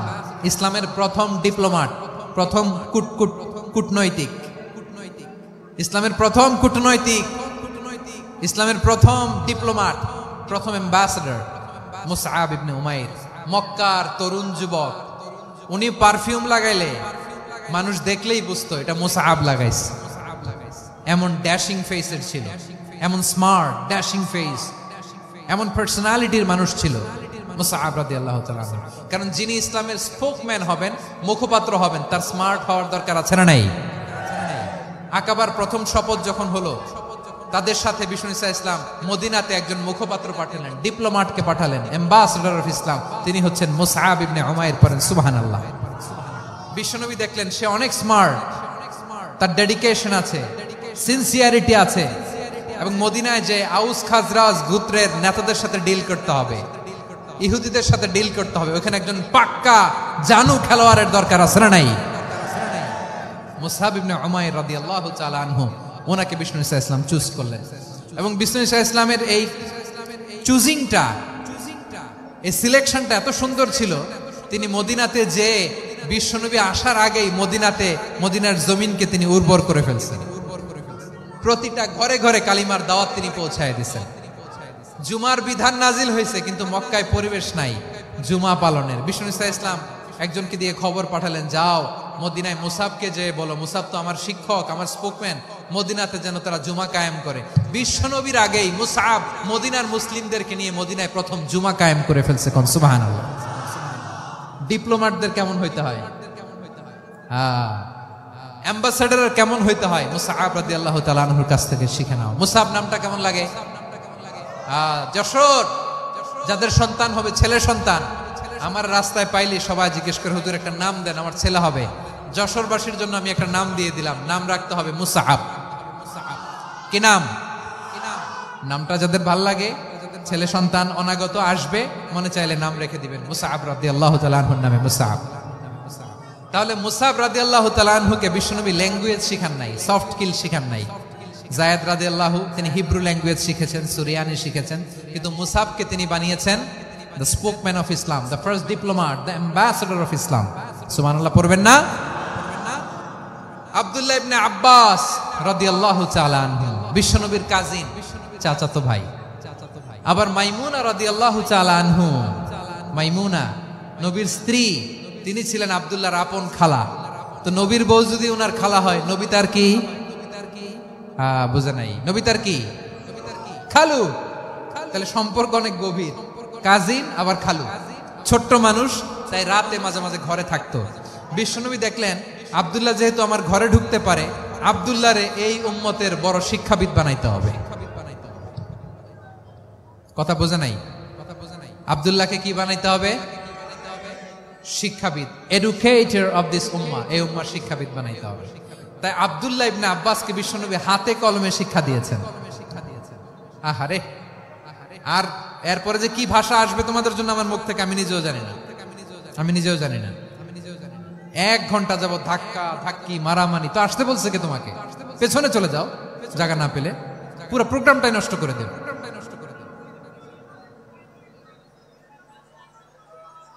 জি, আমার দিকে তাকান, আমি শেষ করে দিচ্ছি। হবে না, ইন্টেলেকচুয়াল আলোচনা এখানে হবে না, আমি বুঝতে পারছি, আমি শেষ করে দিচ্ছি। আব্দুল্লাহ ইবনে আব্বাস রাদিয়াল্লাহু তাআলা আনহু, মনোযোগ দিয়ে কয়েকটা মিনিট শুনুন, আমি এখনই শেষ করে দিচ্ছি, এরপর আওয়াজ করবে। এই যে এগুলো কি আমি বুঝলাম না। আমি বললাম না সব করা যাবে, বসে যাও, শুয়ে যাও, চলে যাও, আওয়াজ করা যাবে না। অন্যকে বসো এটাও বলার দরকার নাই, জাস্ট এদিকে তাকাও। আল্লাহ। আব্দুল্লাহ ইবনে আব্বাস রাদিয়াল্লাহু তাআলা আনহু, উনাকে বিশ্বনবী হাতে কলমে শিক্ষা দিয়েছেন, যেহেতু উম্মতের শিক্ষাবিদ হবেন, এডুকেটেড হবেন। তো বিশ্বনবী রাতে যখন তাহাজ্জুদ পড়তেন, ছোট্ট আব্দুল্লাহ ঘরে থাকতো, বুঝতে পেরেছেন? ছোট্ট মানুষ তো ঘরে থাকতো। তো বিশ্বনবী তাহাজ্জুদের জন্য একবার দাঁড়িয়েছেন, ছোট্ট আব্দুল্লাহ ওযু করে দাঁড়াইছে। আচ্ছা বলেন তো, ইমাম আর মুসল্লি মোট যদি দুইজন হয়, একজন ইমাম একজন মুসল্লি, তো মুসল্লি ইমামের কোন দিকে দাঁড়াবে? ডানে দাঁড়াবে। ছোট্ট আব্দুল্লাহ বোঝে নাই, বিশ্বনবী তাহাজ্জুদ শুরু করেছেন, উনি একতেদা করছেন আর দাঁড়াইছেন বায়ে। কোথায় দাঁড়িয়েছেন? আব্দুল্লাহ বলেন, যখন আমি বায়ে দাঁড়ালাম, আখাযা রাসূলুল্লাহ সাল্লাল্লাহু আলাইহি ওয়াসাল্লাম উযুনি আল ইউমনা ইয়াফতিলুহা, বিশ্বনবী নামাজরত অবস্থায় আমার কান ধরে টেনে আমার ডান দিকে এনে দাঁড় করায় দিলেন। পড়েন সুবহানাল্লাহ। দেখেন, হাতে কলমে শিক্ষা। আর জীবনে ভুল হবে? কথা কয় না, আর ভুল হবে? আর ভুল হবে না। এভাবে বিশ্বনবীর অনেক সঙ্গ পেয়েছেন, সফর করেছেন, একই বাহনে বসেছেন, এক বাহনে বসে লম্বা নাসিহত করেছেন, বলেছেন, ইয়া গোলাম ইহফাজিল্লাহ ইয়াহফাজকা ইহফাজিল্লাহ তাজিদহু তুজাহাক ইযা সাআলতা ফাসআলিল্লাহ ওয়া ইযা ইসতাআনতা ফাসতাইন বিল্লাহ। আল্লাহর বিধান মানো, আল্লাহর বিধান রক্ষা করো, আল্লাহ তোমায় রক্ষা করবে। আব্দুল্লাহ, চাইতে হলে আল্লাহর কাছে চাও, সাহায্য চাইতে হলে আল্লাহর কাছে সাহায্য চাও। মনে রাখো, গোটা বিশ্বের সবাই যদি তোমার সাহায্য করতে চায়, ততটুকুই করতে পারবে যতটুকু আল্লাহ তোমার নসিবে রেখেছে। গোটা বিশ্ব যদি তোমার বিরুদ্ধে ষড়যন্ত্রে দাঁড়িয়ে যায়, ক্ষতি ততটুকু করতে পারবে যতটুকু তোমার জন্য বরাদ্দ আছে, এর বাইরে কিছু করতে পারবে না। আওয়াজ করে বলেন ঠিক কিনা? এভাবে হাতে কলমে শিখিয়েছেন, বিশ্বনবীর সঙ্গ পেয়েছেন। উনাকে বিশ্বনবী সাল্লাল্লাহু আলাইহি ওয়াসাল্লাম শিক্ষাবিদ, এডুকেটর অফ দিস উম্মাহ হিসেবে সিলেক্ট করেছেন, হাতে কলমে শিখিয়েছেন। বিশ্বনবী একবার প্রকৃতির ডাকে সাড়া দিয়ে এসেছেন। এখন কি করতে হবে? নামাজের জন্য ওযু করতে হবে। বিশ্বনবী এসেই দেখেন ওযুর বদনায় পানি ভরা, খুশি হয়ে গেলেন, বললেন, কে রেখেছে পানি? একজন বলল, আব্দুল্লাহ রেখেছে। বিশ্বনবী অত্যন্ত খুশি হলেন, খুশি হয়ে একটা দোয়া করলেন, বললেন, আল্লাহুম্মা ফাক্কিহু ফিদ্দীন ওয়া আল্লিমহু তা'ওয়ীল। আল্লাহ, তুমি আব্দুল্লাহকে দ্বীনের বুঝ দিও আর কোরআনের তাফসীর শিক্ষা দিও। বিশ্বনবীর এই দোয়া এমন লাগছে, উনি রাইসুল মুফাসসিরিন, এই পৃথিবীতে যত মুফাসসির ছিল, যত মুফাসসির আসবে, সকল মুফাসসিরের সম্রাট হিসেবে স্বীকৃত হয়েছেন আব্দুল্লাহ ইবনে আব্বাস। বিশ্বনবী ওনারে আজান শিখান নাই, বিশ্বনবী ওনারে ল্যাঙ্গুয়েজ শিখান নাই, বিশ্বনবী ওনারে অ্যাম্বাসেডর বানান নাই, হাতে কলমে শিক্ষা দিয়েছেন। ছোট্ট মানুষ, বিশ্বনবী ইন্তেকাল করলেন, আবু বকরের সময় গেল, ওমরে ফারুকের খেলাফত, তখনও তিনি তরুণ। ওমরে ফারুক রাদিয়াল্লাহু তাআলা আনহু ওনার ক্যাবিনেট মিনিস্ট্রির বৈঠকে এই আব্দুল্লাহ ইবনে আব্বাসকে পাশ দিয়ে বসায় রাখতেন। বয়স্ক সাহাবারা এটা পছন্দ করতো না, তারা বলতো, ঘটনা কি? আব্দুল্লাহর মতো ছেলে নাতি আমাদের আছে, এরা কেন রাখে ওমরে ফারুক? ওমরে ফারুক এটা টের পেলেন, তিনি বুঝতে পারলেন যে ক্যাবিনেট মেম্বাররা এটা পছন্দ করে না, ছোট্ট আব্দুল্লাহরা কেন রাখি, কেন যে রাখি, এটা একদিন বুঝাবো। একদিন মিটিং এ তিনি সবাইকে বললেন, ইদা জাআ নাসরুল্লাহি ওয়াল ফাতহ। এই আয়াত দ্বারা উদ্দেশ্য কি বলেন তো মুরব্বী সাহাবীরা? এক সাহাবী বলেন, এই সূরা দ্বারা উদ্দেশ্য, আল্লাহ বলেছেন আমাদেরকে বিভিন্ন ল্যান্ড, বিভিন্ন এলাকা বিজয় করতে হবে। ওমরে ফারুক বললেন, না, হয়নি। আরেকজন বললেন, বিজয় হওয়ার পর আমাদের বেশি বেশি আল্লাহর বরত্বের ঘোষণা দিতে হবে, এটা উদ্দেশ্য। ওমরে ফারুক বললেন, না, হয় নাই। যারা জিজ্ঞেস করেন কেউ পারে না। সব শেষে বিশ্বনবী ছোট্ট আব্দুল্লাহরে বলেন, আব্দুল্লাহ, ইদা জাআ নাসরুল্লাহি ওয়াল ফাতহ, এর দ্বারা উদ্দেশ্য কি বলো তো? ছোট্ট আব্দুল্লাহ বলেন, হুয়া আজালু রাসূলিল্লাহ। এই আয়াত দ্বারা বিশ্বনবীর বিদায়কে উদ্দেশ্য নেওয়া হয়েছে। ওমরে ফারুক বললেন, হাযা হুয়া, এটাই তো সঠিক উত্তর, এটাই সঠিক তাফসীর এই আয়াতের। কারণ ইদা জাআ নাসরুল্লাহি ওয়াল ফাতহ, যখন আল্লাহর সাহায্য আর বিজয় আসবে, ওয়া রাআইতান নাসা ইয়াদখুলুনা ফি দীনিল্লাহি আফওয়াজা, আপনি দেখবেন দলে দলে, ঢলে ঢলে, বানের পানির মতো মানুষ ইসলামের দিকে ঢুকতেছে, ইসলামের বিজয় হয়েছে। তো ইসলামের বিজয়ের মিশন নিয়ে নবী আসছে, বিজয়ী যখন হয়ে গেছে, এখন তো নবীর বিদায় হবে। জোরে বলেন ঠিক কিনা? কোন সাহাবী এই সূক্ষ্ম কথাটা ধরতে পারে নাই, ওই আব্দুল্লাহ ছাড়া। আব্দুল্লাহ যখন উত্তর দিছে, সব সাহাবীদের টনক নড়েছে। এরপর থেকে কোনো ক্যাবিনেট মিটিং এ আর কোন সাহাবারা কোনো প্রশ্ন করে নাই। আওয়াজ করে পড়েন সুবহানাল্লাহ। বিশ্বনবী আব্দুল্লাহ ইবনে আব্বাসকে দ্য এডুকেটর অফ দ্য উম্মাহ, উম্মার শিক্ষাবিদ হিসেবে গ্রহণ করেছেন। আওয়াজ করে পড়তে হবে আল্লাহু আকবার। সাহাবীদের নামগুলো মনে থাকবে? এক নম্বরে আবু মাহজুরা, মুয়াজ্জিন বানাইছেন। যায়েদ ইবনে সাবিত, দোভাষী, ট্রান্সলেটর অফ প্রফেট, এবং তিনি ছিলেন বিশ্বনবীর ব্যক্তিগত সচিব। মুসআব ইবনে Umair, the first ambassador and diplomat of Islam, Abdullah ইবনে আব্বাস, এই উম্মার সবচেয়ে বড় এরুখায়ের শিক্ষাবিদ। আরেকজন ছিল আব্দুল্লাহ ইবনে মাসউদ রাদিয়াল্লাহু তাআলা। দুই আব্দুল্লাহ, আব্বাস গেল, আরেকজন হচ্ছে মাসউদ। মক্কার তরুণ, ছাগল পালতো মুশরিকের বিশ্বনবী আর আবু বকর রাদিয়াল্লাহু তাআলা আনহু একবার গেলেন, যে দেখে এই তরুণ দাঁড়ায় আছে। বিশ্বনবী বলেন, আমি খুব ক্ষুধার্ত, তোমার কাছে কি দুধ আছে ছাগলের? আব্দুল্লাহ ইবনে মাসউদ বলে, আছে।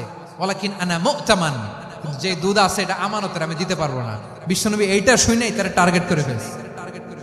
আনা মুতামান, দুধ আছে কিন্তু এটা আমার মালিকের, আমি তো দরদ দেখাই, আমার মালিকের দুধ আপনি পথিক, আপনারা দিতে পারি না। বিশ্বনবী টার্গেট করে ফেলছেন, এরে আমার কাজে লাগাইতে হবে। বিশ্বনবী বলেন, আচ্ছা ঠিক আছে, দুধ দিও না, কিন্তু এমন ছাগি আছে কিনা যেই ছাগির সাথে কোনো ছাগলের মিলন হয় নাই, তার ওলানে দুধও আসে নাই, বাচ্চাও নাই, এরকম ছাগির থেকে যদি আমি দুধ খাই তাহলে তো সমস্যা নাই। বলতেছে, এরকম ছাগির থেকে দুধ খাইলে সমস্যা নাই, কারণ এরকম ছাগির ওলান থেকে দুধ আসবেও না। বলতেছে, ঠিক আছে, এরকম একটা ছাগি নিয়ে আসো। নিয়ে আসা হলো। বিশ্বনবী বিসমিল্লাহ বলে ওই ছাগির ওলানে হাত দিলেন। হাত দিতে দেরি, পুরো ওলানটা দুধে ভরে যেতে দেরি হয় না। বিশ্বনবী আর আবু বকর রাদিয়াল্লাহু তাআলা আনহু দহন করে পেট ভরে খেলেন।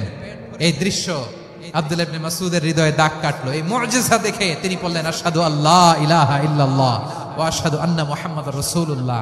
তিনি ষষ্ঠ মুসলিম ছিলেন, 6 নম্বর মুসলমান। ওনাকে টার্গেট করে বিশ্বনবী দেখলেন এমন ইন্টেলেকচুয়াল ব্রেন, উনি সূক্ষ্ম সূক্ষ্ম জিনিস বুঝে বেশি, ফিকহি জ্ঞান ওনার মধ্যে বেশি। বিশ্বনবী ওনাকে কোরআনের জ্ঞান শিক্ষা দিতে লাগলেন।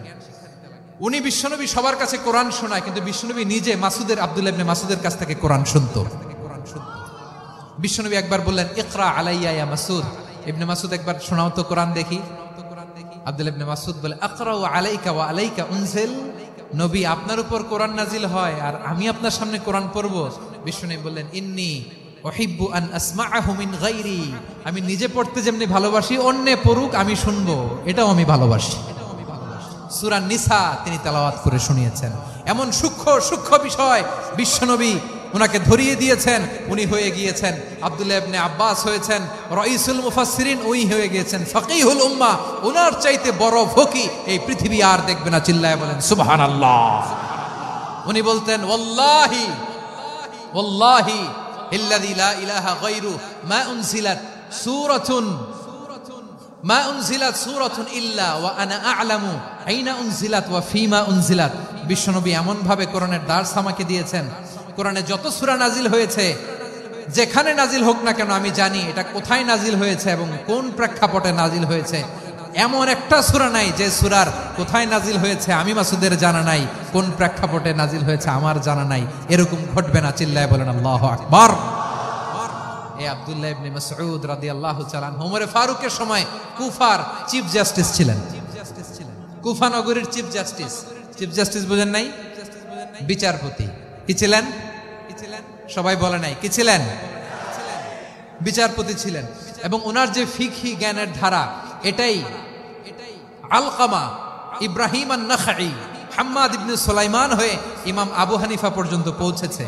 এবং ওনার ফিকহি জ্ঞানের ধারাই হানাফি মাযহাবে অ্যাকসেপ্ট হয়েছে। আজও এগুলো হানাফি মাযহাবে চর্চিত হয়। হানাফি মাযহাবের সব ফিক আব্দুল্লাহ ইবনে মাসউদের ফিকহি জ্ঞানের ধারা থেকে নেওয়া হয়েছে। চিল্লায় পড়েন সুবহানাল্লাহ।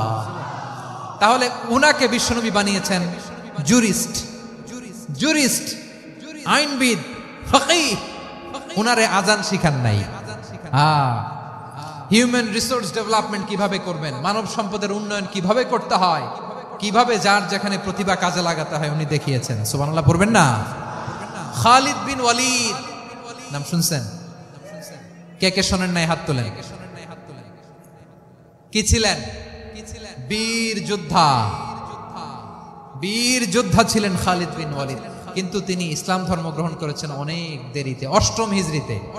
তার মানে 8ম হিজরির আগে উনি মুশরিকদের পক্ষে লড়াই করেছেন। ওনার হাতে কত মুসলিম সাহাবী যে নিহত হয়েছে হিসাব নাই।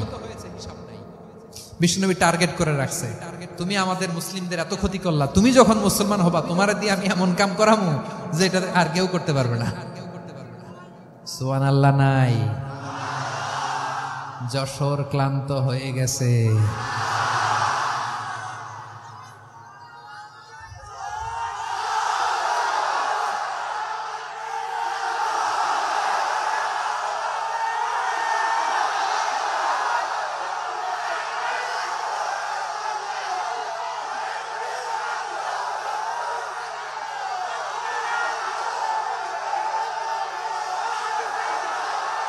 মাশাআল্লাহ, বসুন বসুন বসুন।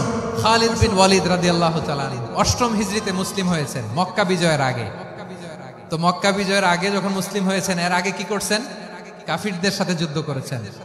উনি উহুদের যুদ্ধে মুসলমানদের যে পরাজয় ভাব, কঠিন পরিস্থিতির মুখোমুখি উনার কারণে পেছন থেকে এমন আতর্কিত আক্রমণ করেছেন, মুসলমানদেরকে কচুকাটা করেছেন। 8ম হিজরিতে আল্লাহ তাআলা হেদায়েতের নূর দিয়ে ওনার হৃদয়টাকে উজালা করে দিলেন। লা ইলাহা, এটা এমন বাণী যার হৃদয় একবার টাচ খাবে, এইটা থেকে সে আর পালিয়ে বেড়াতে পারে। ঝিনুকের ভেতর লুকিয়ে থাকে যেমন মতি, ঝিনুকের ভেতর লুকিয়ে থাকে যেমন মতি, কলমা শাহাদাতে আছে আল্লাহর জ্যোতি, কলমা শাহাদাতে আছে আল্লাহর জ্যোতি। ঠিক কিনা বলেন?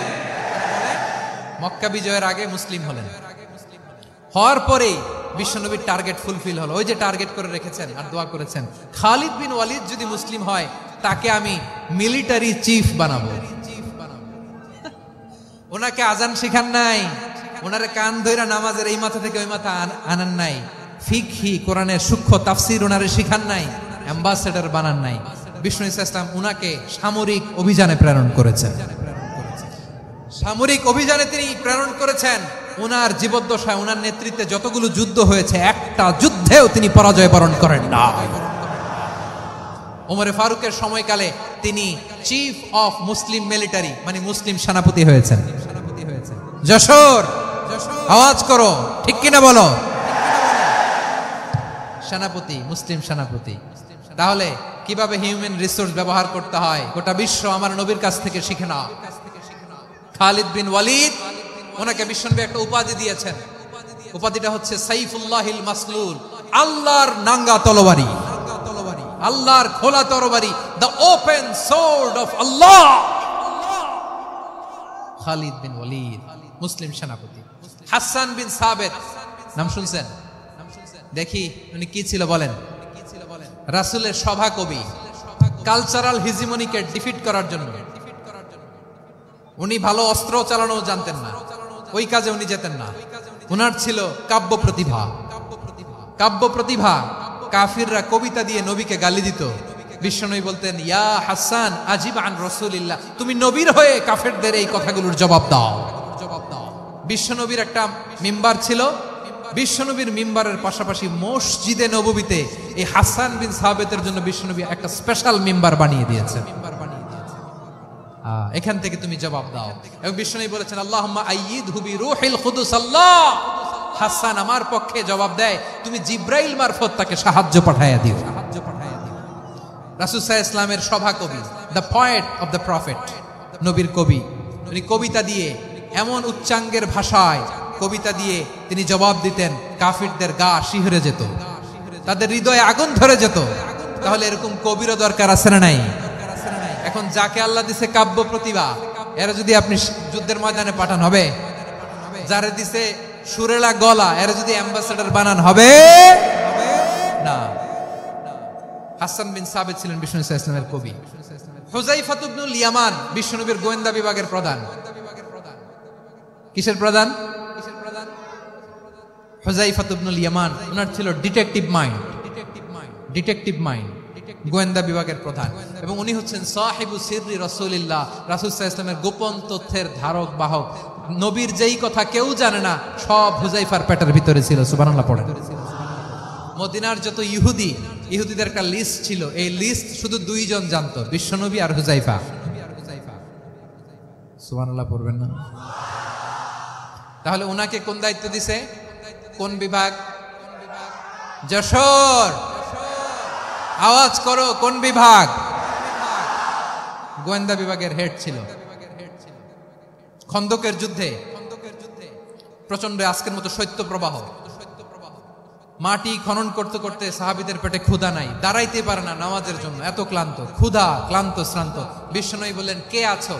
এই কঠিন শীত, এই ভয় আর ক্ষুধার মধ্যেও খন্দকের পরীক্ষার টপকে শত্রু শিবিরে যে আমাকে তথ্য দিবা, কে আছো? কারো গায়ে শক্তিই নাই যে দাঁড়াবে, কেউ দাঁড়ায় না। বিশ্বনবী তখন নিজে হুযায়ফাকে ডাক দিলেন, হুযায়ফা, যে আমাকে আজকে শত্রু শিবিরের তথ্য এনে দিবে, সে জান্নাতে আমার মোরাফাকা, আমার সঙ্গী হবে। হুযায়ফা রাদিয়াল্লাহু ইবনুল ইয়ামান জীবনের ঝুঁকি নিয়ে এই ক্ষুধা, শৈত্য প্রবাহ, কোল্ড ওয়েভসকে উপেক্ষা করে পরীক্ষা টপকে শত্রু শিবিরে যে সবার কথাগুলো চুপে চুপে শুনে বিশ্বনবীর দরবারে এসে গোয়েন্দাদের মতো তথ্য সরবরাহ করেছে। বিশ্বনবীর গোয়েন্দা বিভাগের প্রধান হুযায়ফা ইবনুল ইয়ামান ইন্টেলিজেন্স বিভাগ চালাতেন। মুনাফিকদের নাম ওনার কাছে ছিল। মুআয ইবনে জাবাল মদিনা রাষ্ট্রের সবচেয়ে সিনিয়র আমলা ছিলেন। আমলাতন্ত্র চিনেন তো? প্রশাসনিক কাজ যারা চালায়, অ্যাডমিনিস্ট্রেশন বুঝেন না? The department of administration. মদিনার রাষ্ট্রের সিনিয়র আমলা মুআয ইবনে জাবাল মুতাখাসসিসুন ফিল হালাল ওয়াল হারাম, হালাল হারামের স্পেশালিস্ট ছিলেন। বিশ্বনবী উনাকে ইয়ামানের গভর্নর করে পাঠায়েছেন। বলেছেন, ইন্নাকা তা'তি কওমান আহলা কিতাব, এমন গোষ্ঠীর কাছে যাবা এরা ইহুদি নাসারা, আগে শাহাদা পড়লে এরপরে নামাজের দাওয়াত দিও, নামাজ পড়লে যাকাতের দাওয়াত দিও। গভর্নরের অ্যাটিটিউড যেমন থাকে তেমন অ্যাটিটিউড ধরে রেখো। সুবহানাল্লাহ পড়েন। তাহলে মুআয ইবনে জাবালকে দিয়ে বিশ্বনবী কবিতা লেখায় নাই, চিঠি লেখায় নাই, আজান দেওয়ায় নাই। সুবহানাল্লাহ পড়বেন না? সব শেষ সাহাবী বলি আবু হুরায়রা রাদিয়াল্লাহু তাআলা নাম শুনছেন?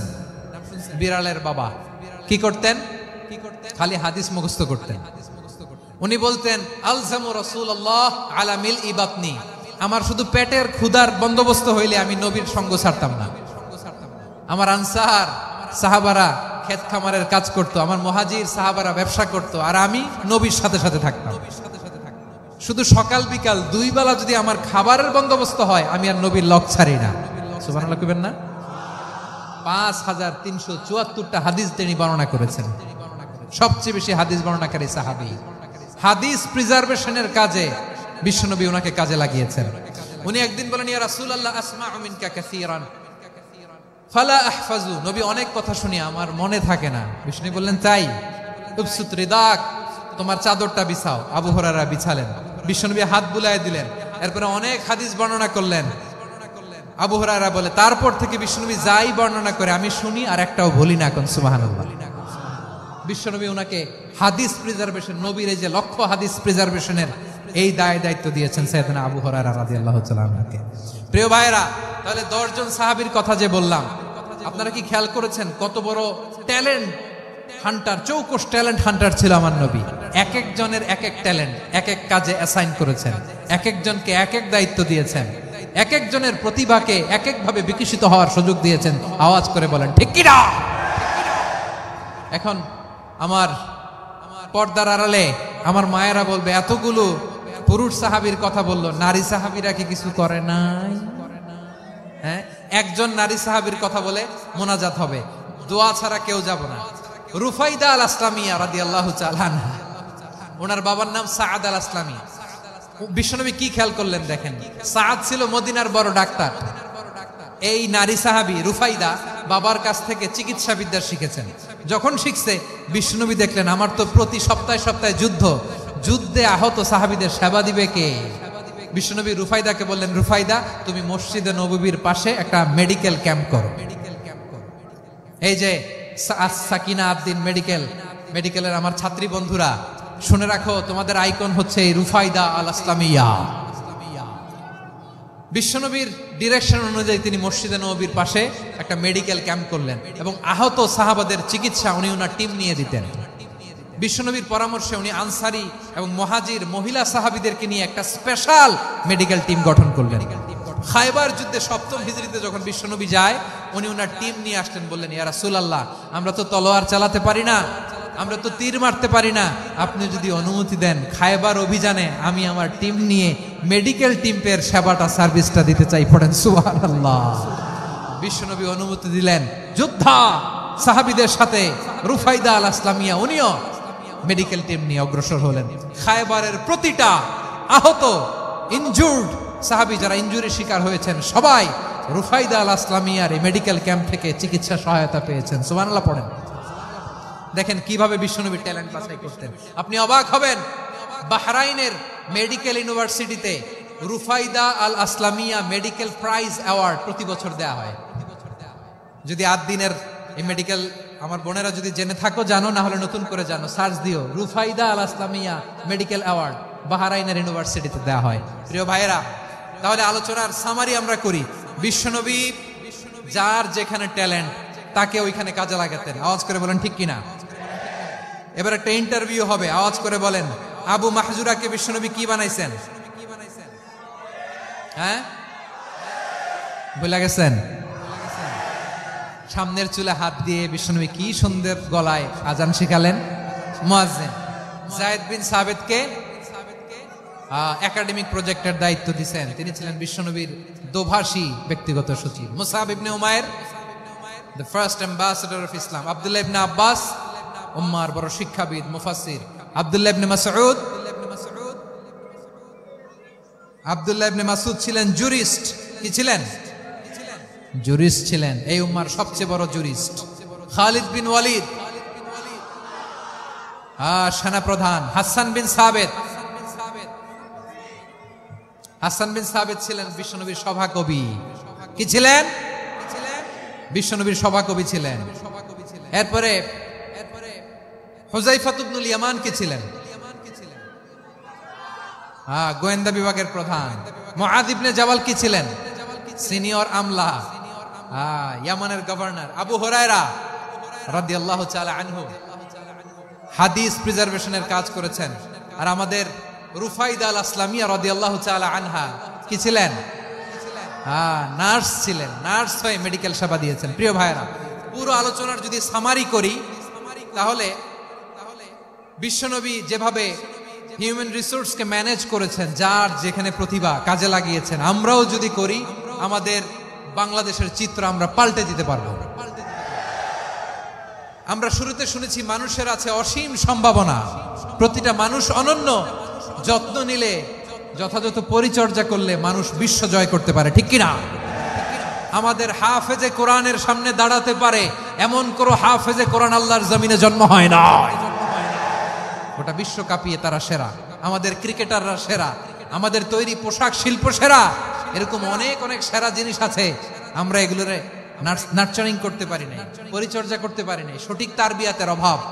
তাহলে মানুষের অসীম সম্ভাবনাকে কাজে লাগাতে হবে। ঠিক কিনা বলেন? ইউনুস গভর্নমেন্টকে আমি বলবো, অল্প সময়ের জন্য আপনারা এসেছেন, সংস্কারও করতে হবে, আবার নির্বাচনও করতে হবে। সব সংস্কার হয়তো করতে পারবেন না, যতটুকু পারবেন এর মধ্যে আমাদের যে হিউজ ম্যান পাওয়ার, আমাদের যে মানব সম্পদ, হিউম্যান রিসোর্স, এটাকে ডেভেলপ করে আপনাদের যেতে হবে। যেটা পারবেন না সেটাকে পরবর্তী নির্বাচিত গভর্নমেন্টের কাছে রেখে যেতে হবে, যে তারা যেন করে, তাদের কাছে আপনারা এটা রেখে যাবেন। তাহলে মানুষ চাইলে বিশ্ব জয় করতে পারে। আর মানুষকে হারাতে পারে কেউ? জোরে বলো যশোর, মানুষকে হারাতে পারে কেউ? আল্লাহ আমাদেরকে জনসংখ্যা দিয়েছেন প্রিয় ভাইয়েরা। এই জনসংখ্যা অনেক বড় সম্পদ, এটা আমাদের জন্য অভিশাপ নয়, আশীর্বাদ।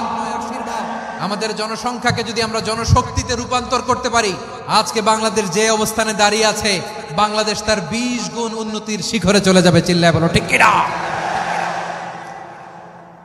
আমাদের শ্রমিক ভাইয়েরা বাইরে কাজ করে, আমাদের শ্রমজীবী ভাইয়েরা, প্রবাসীরা, তাদের ব্যাপারে গুরুত্ব দিতে হবে। আমাদের শ্রমের দাম সবচেয়ে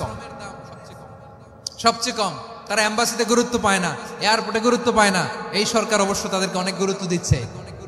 আমাদের অদক্ষ শ্রমিককে যখন আমরা দুবাই পাঠাই, অল্প বেতন পায়, কিন্তু ইন্ডিয়ানরা দক্ষ শ্রমিক পাঠাইলে তার 3 গুণ বেতন পায়। আমরা আমাদের শ্রমিকদেরকে অদক্ষ ভাবে আর পাঠাতে চাই না, দক্ষ শ্রমিক পাঠিয়ে আমরা রেমিটেন্সের বন্যা বইয়ে দেব। আমাদের শ্রমিকদের পাঠানো রেমিটেন্সের টাকায় সচল থাকে আমার দেশের অর্থনীতির চাকা। তাদেরকে সবচেয়ে গুরুত্ব দিতে হবে। আমরা পেয়েছি ফ্রিডম ফাইটার, মুক্তিযোদ্ধা, আর আমার প্রবাসী ভাইরা হচ্ছে রেমিটেন্স ফাইটার। জোরে বলো ঠিক কিনা? তাহলে আমাদের এই জনশক্তিকে জনসম্পদে ট্রান্সফর্ম করতে হবে। ঠিক কিনা বলেন? সরকার জনগণকে এভাবে পলিশ করতে হবে। মা বাবারা ছেলে মেয়েদের মধ্যে কার কোন যোগ্যতা, তাকে ওইভাবে কাজে লাগাতে হবে। সবার এ প্লাস পাওয়ার কোনো দরকার নেই। আমাদের দেশে একটা টেন্ডেন্সি আছে, পরীক্ষায় এ প্লাস না পাইলে তুই কি করলি, পাশের বাড়ির ছেলে এ প্লাস পাইছে, যা ওর পা ধোয়া পানি খা। কি খা? তা আমি ভাবছি যে পা ধোয়া, এ প্লাস পাওয়া ছেলেদের পা ধোয়া পানির একটা পানির ব্র্যান্ড বানাইতে হবে। এরকম লেখা থাকবে এ প্লাস পাওয়া ছেলেদের পা ধোয়া পানি।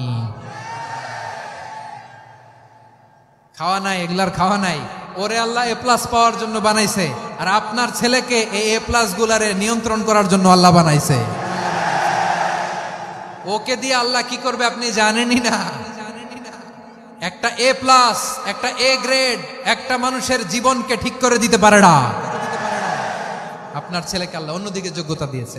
ওদের মনোবল ভাঙবেন না, খবরদার খবরদার। ছেলে মেয়েদের মনোবল ভাঙবেন না। যাকে দিয়ে যেটা হবে তাকে দিয়ে সেটা করতে হবে, তার প্রতিভাকে সেভাবে কাজে লাগাতে হবে। তাহলে বাংলাদেশ, আমাদের এই জনসংখ্যা জনসম্পদে রূপান্তরিত হবে। আমাদের সরকারের তত্ত্বাবধানে আমাদের 18 কোটি জনগণ দক্ষ জনশক্তিতে রূপান্তরিত হোক, আমরা চাই কি চাই না? আমরা ভালো মানুষ, শ্রেষ্ঠ মানুষ হতে চাই কি চাই না? ওই জাপানিজদের মতো সৎ, ওই ইউরোপিয়ানদের মতো কালচার। আমাদেরকে আল্লাহ তাআলা কোরআন সুন্নাহ অনেক কিছু দিয়েছেন। যেহেতু বর্তমানে আমরা দেখছি তারা সৎ, তাদের মধ্যে ভ্যালু আছে, সেগুলো আমাদের মধ্যে আনার দরকার আছে না নাই? আর ইসলাম দিয়ে আমাদের জীবনকে সাজাতে হবে। ইসলাম দিয়ে আমার পরিবারকে সাজাতে হবে। ইসলাম থেকে, কোরআন থেকে প্রেসক্রিপশন না নিলে জীবন সুন্দর হবে না। কোরআন থেকে প্রেসক্রিপশন না নিলে সমাজ সুন্দর হবে না। কোরআনের প্রেসক্রিপশন না মানলে রাষ্ট্র সুন্দর হবে না। কোরআনের প্রেসক্রিপশন অ্যাপ্লাই না করলে শুধু দুর্নীতি দমন কমিশন দিয়ে দুর্নীতি বন্ধ করা যাবে না। এজন্য কোরআনের আইন আমরা চাই কি চাই না? প্রিয় ভাইয়েরা, হিউম্যান রিসোর্স ডেভেলপমেন্ট, মানব সম্পদের উন্নয়ন, আমাদের সরকার যেন এদিকে নজর দেয়। আমরা যেন এই ব্যাপারে যত্নবান হয়ে উঠি। যাকে আল্লাহ যে যোগ্যতা দিয়েছে, এই যোগ্যতা দিয়ে আমরা যেন ইসলামের জন্য, দেশের জন্য কাজ করি। আমরা যেন আমাদের স্কিল ডেভেলপ করি, আমাদের পটেনশিয়ালকে ডেভেলপ করি। মোরালিটি, ভ্যালিউজ নিয়ে শায়েখ আহমদুল্লাহ আলোচনা করেছেন। এগুলো দিয়ে যেন আমরা আমাদেরকে সাজাই। আল্লাহ তাআলা আমাদের দেশকে তুমি নিরাপদ করো, আমরা পড়ি আমিন। আল্লাহ আমার 18 কোটি জনগণকে তুমি জনশক্তিতে রূপান্তরিত করো, আমিন। আল্লাহ আমরা হাতে হাত রেখে, কাঁধে কাঁধ মিলিয়ে, ভাইয়ে ভাইয়ে যেন এই দেশকে গড়তে পারি, আল্লাহ তুমি তৌফিক দান করো, আমরা পড়ি আমিন।